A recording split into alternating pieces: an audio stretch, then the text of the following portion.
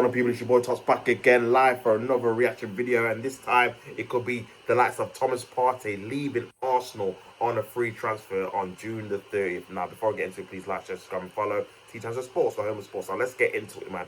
Thomas Partey has made his final decision according to a lot of reports on his Arsenal future, and the contract is heading towards its expiry date. Now, there was obviously on whether Arsenal would keep Thomas Partey throughout the time of the season. And it did look like he was going to be on his way out up until Andre Berta came in and started his obviously work in March. Then there was reports saying that Partey could be staying at the club and be offered a 1-year deal with an option of another obviously year.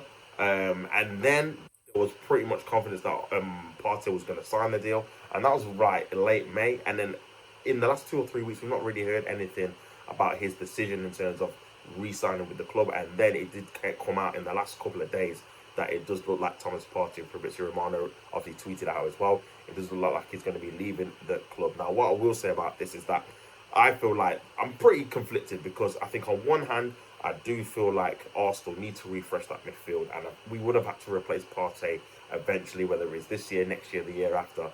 And he's coming into, I think it was his birthday last week, and he's going to be 32. So, yeah, he was coming to the end of his tenure in his career anyway. And I think Arsenal needed to refresh that position. Obviously, we've seen the likes of Jorginho go to Flamengo. He was obviously in his 30s as well. And hopefully, Zubimendi will be on his way to Arsenal to replace him. And now it's looking like Arsenal are going to have to get a replacement for Partey.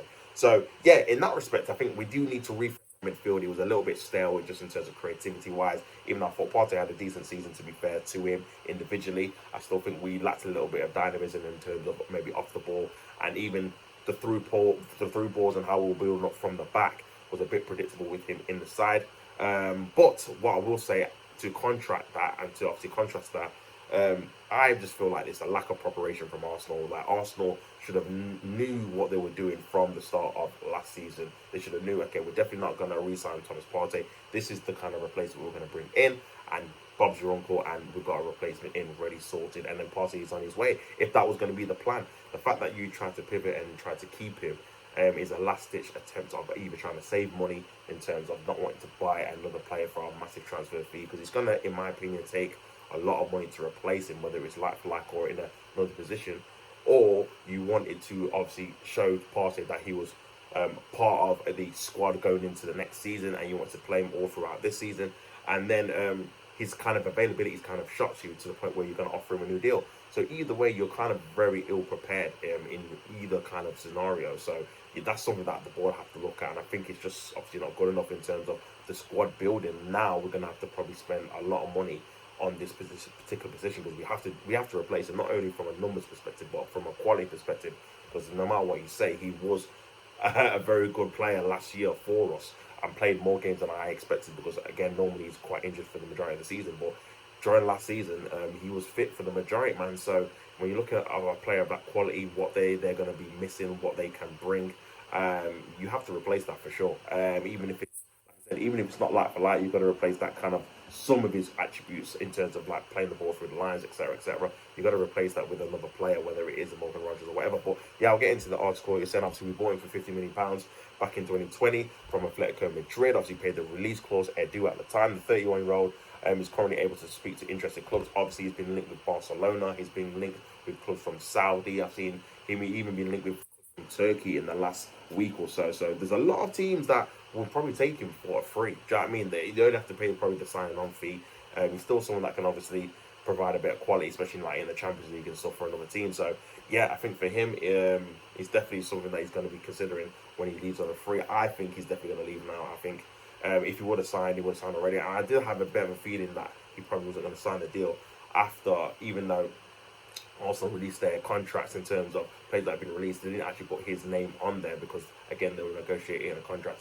But after a week went by, I thought, you know what, this is taking a bit too long, because why are we not seeing an announcement yet? Why are we not seeing him? Again, if he's happy with the terms, you're just going to sign a new deal, stay where you are, and jobs are good, and go on your holidays and then come back or whatever. So, yeah, I feel like it is a money issue. And to be honest with you, you can't blame him. And this is why you got to go back to the wage structure in terms of seeing players on a lot of wages that you might not see warranted. You got Gabriel Jesus, who's been injured for the majority of the time. He's been at Arsenal on 265 grand a week. Then you've got Kai Havertz on 280, whatever it is. nearly 300 grand a week, and again, it's someone that again divides the fan base. Some people rate him more than others. So you got them two players there, and then you're looking at Thomas Partey and thinking, well, I probably contributed more this season. Well, he did, because obviously both of them were injured for half of the season. I contributed more this season than them two together. Why am I still going to be on 200 grand when these guys are going to win a lot more money than me? Playing week in, week out, or not playing week in, week out if they're still injured. Obviously, Gary Jesus is going to be out until 2026. So, from that perspective, he's probably thinking, well, I'm important. You want to keep me. I'm going to save you a lot of money in terms of buying an actual another player. Then I want a pay rise. From his perspective, I can understand it. I can definitely understand it. But again, from the club's perspective, yeah, you can't be paying a guy on 200 plus a week, in my opinion, man. That's going to be on the bench. And for me, even I still don't trust his injury record. I feel like that was kind of a season where he was playing for the contract, playing for a contract either at Arsenal or somewhere else. So he made sure he made himself available.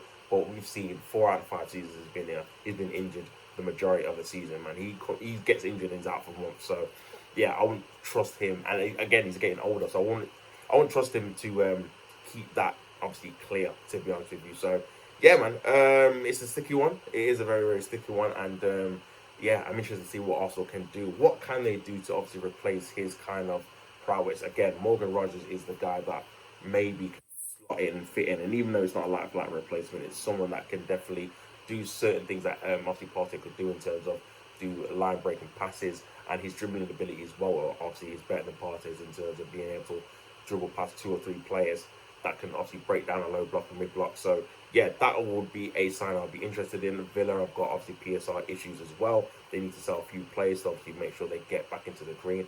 And I think if you offer him a bid, even if it's like a 50-60 million pound bid, just to test the waters to see if they're willing to negotiate, I feel like that'll be a step in the right direction for Arsenal to do. Obviously, we're linked with a couple of other unknown DMs, the French DM from Seville we've been linked with, but again, I'm not really seeing him play too much. They're saying that you could get him on the cheap, maybe it's a little as £15 million. So that I can see Arsenal doing just to save a bit of cost. But yeah, man, it is a bit worrying time because, even though, like I said, we need to replace them.